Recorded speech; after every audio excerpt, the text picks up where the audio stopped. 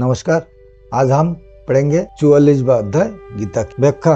पूर्व श्लोक में जिस पुष्पित वाणी का वर्णन किया गया है उस वाणी से जिनका चित्त अपहत हो गया है अर्थात स्वर्ग में बड़ा भारी सुख है, दिव्य नंदन वन है, अप्सराएं है, अमृत है, ऐसी वाणी से जिनका चित्त उन भोगों की तरफ खिंच गया है, शब्द, अर्थ, रूप, रस और गंध, ये 5 विषय, शरीर का आराम, मान और नाम की बड़ाई, इनके द्वारा सुख लेने का नाम भोग है। भोगों के लिए पदार्थों, रुपया, पैसे, मकान आदि का जो संग्रह किया जाता है उसका नाम ऐश्वर्य है। इन भोग और ऐश्वर्य में जिनकी आसक्ति है, प्रियता है, खिंचाव है अर्थात इनमें जिनकी मत्त बुद्धि है उनको कहा गया है।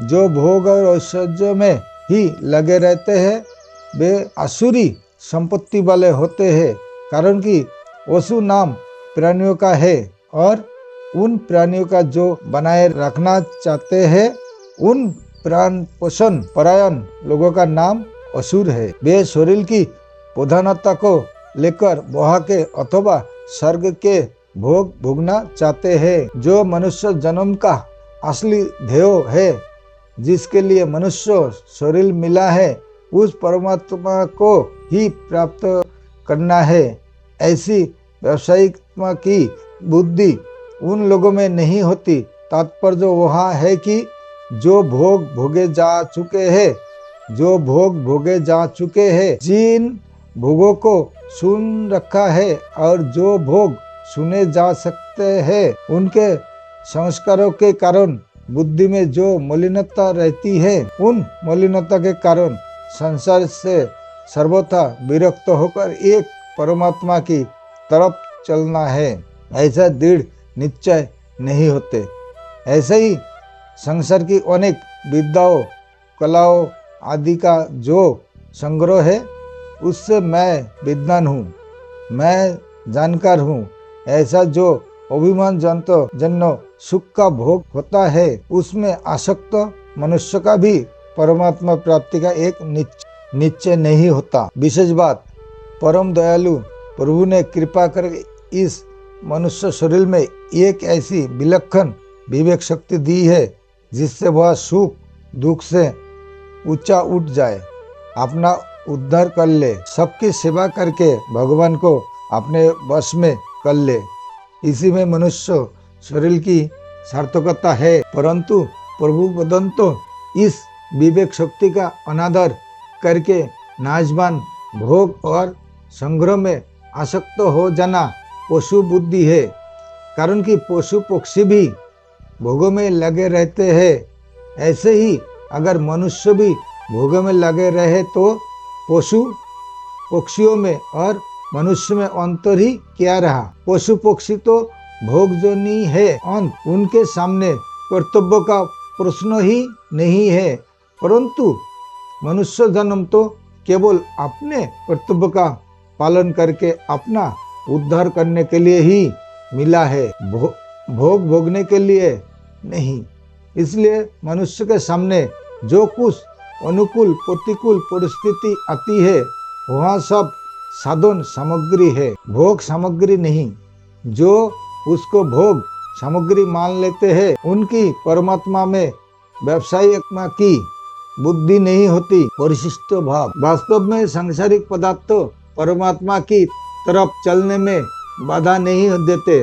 प्रस्तुत तो वर्तमान में जो भोगों का महत्व अंत करण में बैठा हुआ है वही बाधा देता है।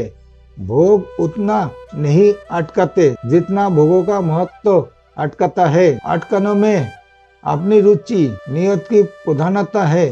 भोग और संग्रह की रुचि को रखते हुए कोई परमात्मा को प्राप्त करना चाहे तो परमात्मा की प्राप्ति तो दूर रही, उनकी प्राप्ति का एक निश्चय भी नहीं हो सकता, कारण कि वह परमात्मा की तरफ चलने की रुचि है, वही भोगों की रुचि भी है। जब तक भोग और संग्रह में मान बढ़ाई आराम में रुचि है तब तक कोई भी एक निश्चय करके परमात्मा में नहीं लग सकता, क्योंकि उसका अंतकरण भोगों की रुचि तरह हाल लिया गया। उसकी जो शक्ति थी वह भोग और संग्रह में लग गई। अपने कल्याण में अगर कोई बाधा है तो वह है भोग और ऐश्वर्य, संग्रह की इच्छा। जैसे जाल में फंसी हुई मछली आगे नहीं बढ़ सकती, ऐसे ही भोग और संग्रह में फंसे हुए मनुष्य की दृष्टि परमात्मा की तरफ बढ़ ही नहीं सकती। इतना ही नहीं, भोग और संग्रह में आसक्त मनुष्य परमात्मा की प्राप्ति का निश्चय भी नहीं कर सकते। जो संसार को सच्चा मानता है उसके लिए कर्मयोग शीघ्र सिद्धि देने वाला है। कर्मयोगी अपने कर्तव्य कर्मों के द्वारा संसार की सेवा करता है, अर्थात प्रत्येक कर्म निष्काम भाव से केवल दूसरे के हित के लिए ही करना चाहिए, हित के लिए ही करता है। वह दूसरे के सुख से प्रसन्न, सुखी और दूसरे के दुख से करुणान्वित दुखी होता है। दूसरे को सुखी देखकर प्रसन्न होने से उसमें भोग की इच्छा नहीं रहती और दूसरे को दुखी देखकर करुणित होने से उसमें संग्रह की इच्छा नहीं रहती है। संबंध, किसी बातों को पुष्ट करना हो तो पहले उसके दोनों पक्ष सामने रखकर फिर उसको पुष्ट किया जाता है। वह भगवान निष्काम भाव को पुष्ट करना चाहते हैं। अंत पीछे के 3 श्लोक में सकाम भाव वालों का वर्णन करके अब आगे के श्लोक में निष्काम होने की प्रेरणा करते हैं। नमस्कार, आज के लिए इतना ही।